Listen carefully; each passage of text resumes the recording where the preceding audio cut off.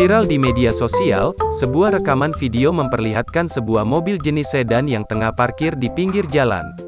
Diduga, mobil tersebut parkir di depan sebuah masjid. Dalam video yang diunggah oleh akun TikTok @danikemot0, terlihat mobil itu dijadikan wahana bermain bagi para bocah di sana. Tampak, bocah berbaju merah tengah menaiki bagian belakang mobil. Ada pula rekannya yang sampai naik ke atap mobil serta menginjak-injaknya dengan raut wajah bahagia. Kemudian, bocah itu pun turun layaknya di sebuah perosotan.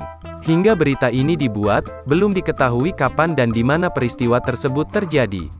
Sontak video tersebut mendapat berbagai komentar dari warganet.